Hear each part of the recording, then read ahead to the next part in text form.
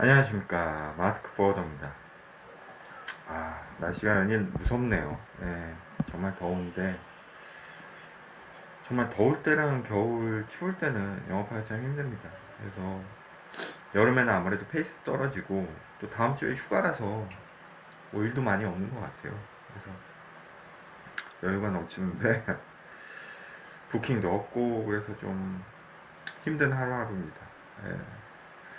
오늘은 아는 화주가 더 무섭다? 뭐 지인이 더 무섭다? 그런 주제로 한번 얘기를 해볼까 합니다. 일단은 영업이라는 것 자체가 아는 사람이 도와주면 되게 좋아요. 편하고. 예. 영업이 힘든 이유가 생판 모르는 사람한테 가서 뭐 속된 말로 굽신대고 뭔가 일을 얻어내야 되니까 이게 힘든 거거든요. 그래서 영업직을 당하기 싫어하죠. 관리직이나 내근직은 그냥 회사에서 주어진 일, 한마디로 영업직이 갖고 온 일을 하면 되는데 영업은 어떻게 보면 창조적인 일이라서 세상에서 제일 힘든 게 그거 같아요. 뭔가 이렇게 만들어내고 새로 만들어내는 게 제일 힘든 것 같아요. 그 뭐 오징어 게임 황동혁 감독인가 그분이 그런 얘기를 하셨다고 그러시더라고요. 창작의 고통만큼 힘든 게 없다. 뭐 그러면서 뭐 이빨이 몇 개 빠져서 임플란트 했다니 그런 얘기를 하시는데 그만큼 뭔가 새로 처음에 시작해서 만들어내는 게 힘든 거지. 그 다음에는 사실 그걸 갖고 온 걸 갖고 하는 거는 조금 수월한 건 사실입니다.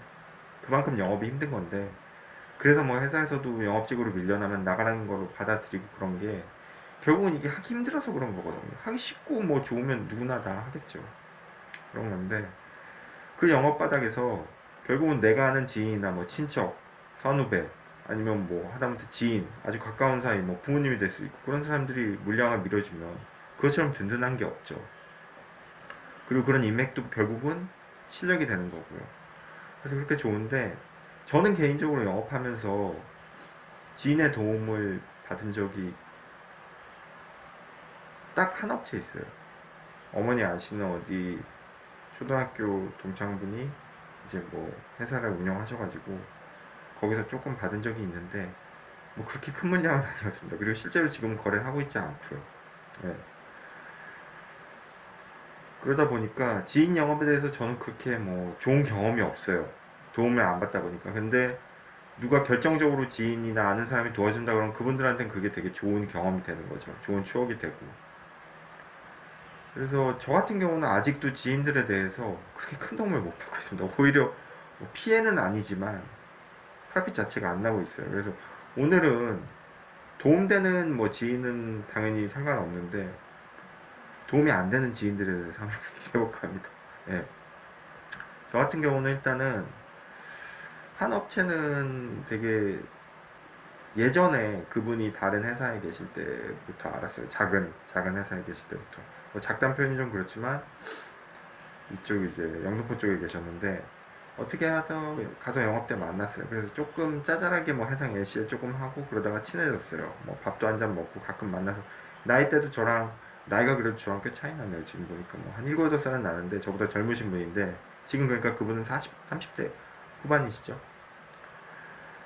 근데 그러다 친해져서 이런저런 얘기를 하는데 이제 저도 영업직이다 보니까 사람들 많이 만나요. 근데 사실 저랑 결이 100% 맞는 사람은 아니에요. 뭐 그런 사람은 당연히 만날 수가 없죠. 영업 사회에서 만난 사람인데. 그래서 제가 많이 맞춰주고 하는데 당연히 그래야 되지만 그래서 식사도 하고 가끔 뭐 술 한잔도 하고 그랬는데 좀 친해져가지고 이분이 친해질 때쯤 회사를 옮겼어요.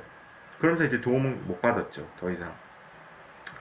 근데 영업을 하시는 분들은 많이 보셨겠지만 내가 담당자를 한 명 친해져가지고 하면은 그분한테 뭐 투자 아닌 투자?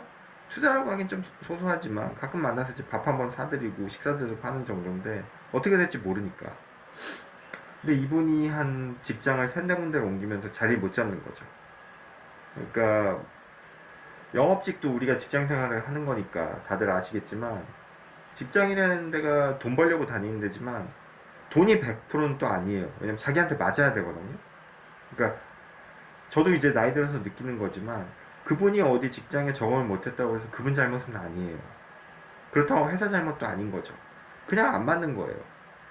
그러니까 이분이 한 3-4번을 자리를 못 잡고 옮기시더라고요. 뭐 어딘 너무 힘들다, 빡세다, 뭐 뭐 급여가 안 맞는다, 뭐 사람들이 자기랑 분위기가 안 맞는다, 뭐 이런저런 해가지고. 근데 이분이 그렇다고 해서 일을 못하는 분이 아니에요. 제가 가만히 봐도. 왜냐면 지금 다니시는 데는 되게 오래 잘 다니고 계시거든요. 3년째. 그러니까 이런저런 이유로 계속 방황을 하는 거죠. 그때마다 제가 조금 밥도 사주고 술도 사주면서 위로를 해줬어요. 그러니까 저도 그런 경험이 있으니까 어릴 때. 그러면서 이런저런 얘기도 해주고 기운 돋는 말도 해주고 했는데 그렇게 한 3, 4년? 3년, 4년? 한참 코로나 때 그때 자리 못 잡고 있다가 최근에 이제 최근도 아니죠. 3년 전이죠. 거의 자리 잡아서 계속 잘 다니고 계세요. 그러면서 이제 어느 정도 적응이 돼서 저한테 도움을 주겠다고 하셨는데 문제는 그때부터죠. 왜냐면 문제가 이 회사가 이제 아이템을 말씀드리면 이런 회사가 대한민국 몇 명 없어가지고 몇 군데 없어가지고 말씀드리기 좀 그래요. 근데 위험물이에요. 근데 하필이면 제가 있는 곳도 그렇게 작은 회사가 아닌데 우리가 그걸로 부킹을 하면 잘 안 받아줘. 스케줄도 잘 안 나오고. 그러니까 지금 담당자분이 계신 회사는 위험물로 주기적으로 계속 매주 몇 대씩 나가는데 부킹을 못 잡으니 이 담당자분은 포딩에 계신 분도 아니니까 답답해 하는 거죠. 아, 왜 형님 안 되냐고, 거기는. 거기도 작은 회사가 아닌데. 그러니까 저는 설명을 해도 아마 이 양반은 말귀를 못 알아들을 거예요. 그럴 수밖에 없는 게 그 입장, 화주 입장에서는 왜 안 되는지 제가 설명을 해도 그게 중요한 게 아니거든요. 이분한테는 저기는 되는데 왜 형님은 안 돼요? 그런 거죠. 그러니까 답답해 하는 거죠. 제가 이러이러해서 조금 우리는 위험물을 이렇게 주기적으로 이렇게 물량을 많이 안 했 것도 있고 뭐 우리가 선사랑 관계가 좋든 안 좋든 그건 우리 잘못이다. 부킹이 잘 안 된다. 잘 안 받아준다. 그렇게 얘기를 하는데 저도 좀 미안한 것도 있고 그러면서 이 친구는 되게 답답해 하는 거죠. 왜 거긴 안 되냐, 여긴 되는데. 거기도 되게 큰 회사, 우리가 쓰는데도 그렇게 큰 회사도 아닌데 비슷한 것 같은데. 그러니까 이건 제가 할 말이 없는 거죠. 또 하나는 두 번째 문제가 뭐냐 하면은 이게 제가 볼 땐 더 큰 문제인데 이 친구가 이제 조금 바라는 게 있어요. 예. 조금 용돈을 달라고 그러더라고요. 자기들이랑. 이것 때문에 제가 회사 나가는 걸 못 받겠는데 줄 수 있다고 봐요. 어느 정도 도움을 주면. 근데 문제는 이 회사도 물량이 많다 보니까 물류비에 대해서 제가 체크를 꼼꼼히 하는 거죠. 위에서도. 그러니까 물론 이런 리베이트나 이런 걸 방지하기 위해서도 일 거예요. 분명히 경영진에서는 위에서도. 그러니까 운임이 오르거나 뭔가 운임이 이상해진 상황, 어떻게 오르는 거에 대해서는 굉장히 민감하게 회의 때 반응한다고 그러더라고요. 꼭 보고를 해야 되고. 그러다 보니까 제가 봐도 그 내가랑 셀링 레이트랑 그렇게 차이가 안 나요. 근데 거기다가 조금 챙겨달라고 하니 사실 챙겨줄 게 없어요. 챙겨주면 오히려 저는 계산기 두들겨보면 마이너스거든요. 그러다 보니까 이건 더욱더 할 수가 없는 거죠. 그러니까 이 친구는 분명히 지금 하는 데다가도 요청을 했을 거예요. 근데 거기서도 못 맞춰줬다고 하더라고요. 주는 거는. 당연하죠. 남는 게 없으니. 주고 나면 남는 게 없으니 안 해주죠. 못 챙겨주죠. 그런 상황이다 보니까 한번 제가 요즘 바빠가지고 만나지 못했는데 한번 만나서 한번 털어놔야 될 것 같기도 해요. 이런 근데 한번 제가 만나진 않고 유선으로 이 친구한테 얘기를 한 적이 있는데 이해를 못 하더라고요. 그런 부분이 있어서 리베이시나 뭔가 용돈을 좀 챙겨주려면 어느 정도 충분한 운임이 셀링이 선정이 돼야 되잖아요. 최소한 2배 이상? 대부분 그렇게 챙겨가거든요. 근데 그것도 아니고 셀링가도 너무 타이트하고 그러다 보니까 챙겨줄 수도 없고 부킹도 안 되고 그러다 보니까 되게 난감한 상황인 거죠. 네. 그런 상황이라서 미안하기도 하지만 조금은 내 마음을 좀 내가 설명해 주는 걸 알아줬으면 하는 것도 있어요. 그 정도 근무했으면. 네. 그런 거고 두 번째 화주 같은 경우는 이제 제가 영업 초창기 시작할 때부터 조금씩 도움을 주셨던 분이세요. 자기 사업도 하시고 이분은 이제 지금 첫 번째 얘기한 분보다 나이대가 많으세요. 저보다 많으시니까 최소한 50대 중반이신데 조금 도움도 받고 그러다가 결국은 회사를 접으셨는지 모르겠는데 접으신 것 같아요. 잘 안 되시니까. 그래서 다시 직장에 들어가셨어요. 그래서 이분도 회사 이름을 말할 수가 없는 게 이쪽 특별한 아이템이기 때문에 이런 게 많지가 않거든요. 회사가. 그래서 말씀드릴 수가 없고 아이템은 뭐 기계부품 그런 거라고 광범위하게 말씀드릴게요. 그런 데인데 수출하시는 회사에 잠깐 또 한 코로나 때 한 3년? 4년? 4년 정도 계셨던 것 같아요. 조금 간혹 물량이 많지는 않고 가끔 이제 잊을 때마다 도움을 주셨는데 저한테 워낙 제가 처음에 영업할 때 어려울 때 도움을 주셨던 분이라 이분이 이제 본인 사업하던 사업장이 남아있으니까 거기서 간혹 수출이 일어나요. 그러다 보니까 LCL 같은 경우 그런 거를 조금 이제 저한테 뉘앙스로 그냥 좀 실어달라고 얘기를 하시더라고요. 그래서 제가 아무래도 저도 개인 사업자다 보니까 그냥 제가 실어줄 수 있는 부분은 실어드렸어요. 영업적으로. 철저하게 영업적으로 실어드린 거고 그러다 보니까 뭐 적게 나올 때는 몇십만원, 많게 나올 때는 거의 100만원 가까이 나오는데 그러다 보니까 그게 쌓여서 한 몇백이 된 거예요. 근데 생각보다 기존에 지금 계신 직장에서는 물량이 이렇게 안 나오고 그러니까 저한테는 손해죠. 마이너스죠. 일단은 두고 봤어요. 근데 저도 사람인지라 받는 게 없는데 저도 주다 보니까 조금 짜증이 나는 거죠. 그래도 뭐 참고 했는데 최근에 이제 더 큰 회사로 옮기셨어요. 거기는 정말 이름만 들어도 아는 회사예요. 예. 더 큰 회사인데 거기는 뭐 상장도 했고 일단 엄청 커요. 남쪽에 있는 회사인데 그 회사 가셔도 뭐 이것저것 많이 여쭤보세요. 뭐 이것저것 스케줄도 여쭤보시고 여기는 물량이 엄청 크니까. 근데 일단은 좀 짜증이 나는 게 저랑 맞지 않는 운임을 갖다 들이밀으시면서 이걸 맞출 수 있냐 그런 것도 있고 제가 솔직히 말씀드렸어요. 여긴 제가 못 맞춘다. 지금 하시는 데에서 하셔야 되고 그렇게 말씀을 드렸고 또 하나는 이것저것 스케줄까지 다 물어보고 진행이 안 되는 건들이 지금 너무 많은 거죠. 지금 뭐 4, 5개월 이상 됐는데 진행이 될 거라고 하셨으면서 그러니까 그런 것까지 제가 화주한테 또 저보다 어른한테 뭐라고 말씀할 수가 없잖아요. 일단은 기다리고 있는데 여기 와서도 뭐 본인 사업장으로 있으신 거에 하나 실어서 드리고 그거는 거의 한 150 정도 됐어요. 그러다 보니까 저도 좀 짜증이 나는 거죠. 그러니까 이게 투드라이브 쓴다고 그러는데 자기가 밀어줄 수 있으면 확실히 밀어주면 되는데 마치 저를 이용하는 것 같은 그런 느낌이 들 때가 있어요. 저도 영업하다 보면. 그래서 일단은 뭐 크게 손해는 아니니까 뭐 그냥 도와줄 수 있는 건 확실히 도와주고 그런 게 제 스타일이다 보니까 그냥 두는데 사실 계륵입니다. 이것도. 계륵이 뭔지는 아시죠? 예. 참 애매한데 이분 업체도 참 애매해요.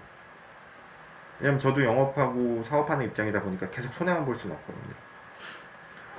그래서 어떻게 얘기해야 될지 사실 고민 중인데 참 그래요. 예. 사람 마음을 알 수가 없거든요. 예. 그렇다고 이분이 뭐 이용만 하시는 그런 분은 아니에요. 그러면 애초에 저랑도 일을 안 하셨죠. 그게 벌써 10년 전 일인데 그런 상황이고 기다렸으면 좀 기다려야 되지 않을까 좀 그런 생각도 드는데 저도 고민입니다. 이건 정답이 없거든요. 정답이라는 건 항상 영업에서 결과가 나온 다음에 정해지는 거라서 제가 하나님 신이 아니기 때문에 알 수가 없죠. 그래서 이런 화주고 세 번째는 지금 연락을 하시는 분은 아니세요. 근데 세 번째는 이분은 저희 이제 어머니 쪽으로 먼 친척이신데 그래도 옛날에는 왜 저희 어머니 세대 때는 뭐 어머니나 저희 어머니 아버지나 다 베이비붐 세대시니까 그때는 어릴 때 지금도 뭐 물론 어릴 때 친한 경우 있지만 그때는 정말 어릴 때 끈끈했잖아요. 먹고 살기 힘들 때니까. 그러니까 그 추억으로 어른 돼서도 지금 연락하시는 거거든요. 저희 때는 참 암담한 게 저희는 그런 추억이 없잖아요. 저희 자녀 세대는 더욱 그런 게 없고. 근데 저희 부모님 세대는 그런 추억이 있어서 옛날 그 추억으로도 나이 들어서 만나서 얘기할 게 많고 그런 관계가 계속 지속된단 말이에요. 그때 한국이 어려울 때였으니까. 그래서 먼 친척분인데 꽤 큰 여기도 아이템을 말씀드리면 누구나 아시는 데라 아이템이나 회사는 말씀드릴 수 없고 꽤 큰 회사예요. 상장사고 전국에 공장도 많고 거기 상무인가 하여튼 임원으로 계신 분인데 그분이랑 어떻게 연락이 돼서 그분한테 연락처를 받아서 연락해보라고 그랬어요. 그래서 연락해보라고 했는데 그분한테 연락했더니 너무 반갑게 받아주시더라고요.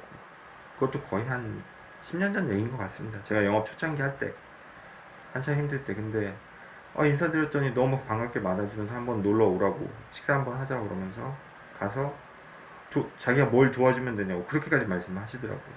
그래서 제가 이런 일로 코딩 영업 일을 하는데 저희 회사로 뭐 솔직히 말씀드렸죠. 대놓고 그렇게까지 말씀하시니까 저 도움을 주시면, 운송 오더를 주시면 물류 전반적인 서비스를 저희가 제공해드릴 수 있고, 운임이나 뭐 그런 게 있으면 맞춰서 해보겠다. 그러면 너무 감사하다 그렇게 얘기를 했는데, 알겠다 그러면서 그 담당자가 왔어요. 담당자가 또 그 자리에서 부르시더라고요.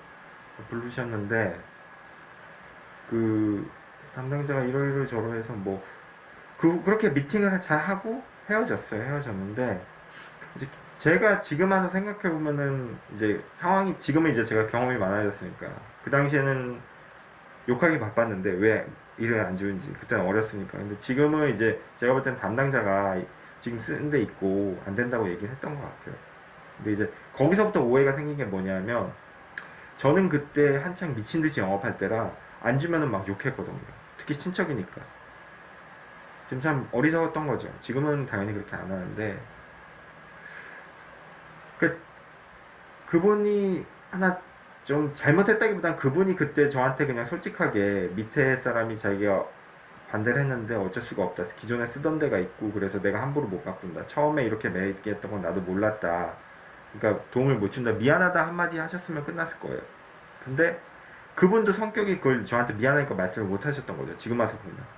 그러니까 그러면서 저랑 연락을 끊었고 심지어는 저희 부모님이랑도 연락을 끊었어요. 그분이. 그래서 저희 어머니도 그때 그렇게 얘기하셨거든요. 아니 도움을 못 주면 그냥 미안하고 못 준다고 하면 끝나지 얘는 왜 전화를 연락을 끊냐고. 더 웃긴 거는 저희 어머니랑 그분이 이제 친척 동생인데 그분 어머님도 저희 어머니랑 되게 친하셨어요. 어릴 때부터. 근데 그분도 연락을 끊으셨어요. 근데 저희가 무슨 뭐 돈을 꾼 것도 아니고 해를 입힌 것도 아닌데 그냥 일을 못 주니까. 그러니까 지금 와서 보면 그분들이 되게 미안해서 그랬던 것 같아요. 그래서 그 후로도 연락이 안 된다 하다가 어떻게 최근에는 뭐 다행히 연락하시는 것 같은데 뭐 하여튼 그런 일이 있었어요. 그래서 이게 참 지인 영업이 저는 개인적으로 너무 안 좋은 경험이라기보다는 결과물이 없었던 거죠. 그러다 보니까 아는 사람이 더 무섭단 말이 저한테는 해당이 되는 것 같아요. 그러니까 아는 사람보다 생판 모르는 데 가서 그냥 제가 하고 싶은 대로 영업하는 게 좀 편하더라고요. 그렇지만 그래도 누가 아는 사람이 있고 그렇다면 저도 당연히 가려고 하죠. 결과를 얻어야 되니까. 근데 이렇게 세 가지 얘기를 들으면서 느낀 거는 뭐냐면 좋은 거는 당연히 지인 영업도 좋고 모르는 사람 영업도 좋은 거고 그냥 가리지 않고 하는 게 좋은 것 같아요. 그러니까 물론 본인이 지인들이 너무 도움을 많이 주셔서 실적이 많이 나와. 그럼 그것만으로도 너무 감사하고 좋은 거죠.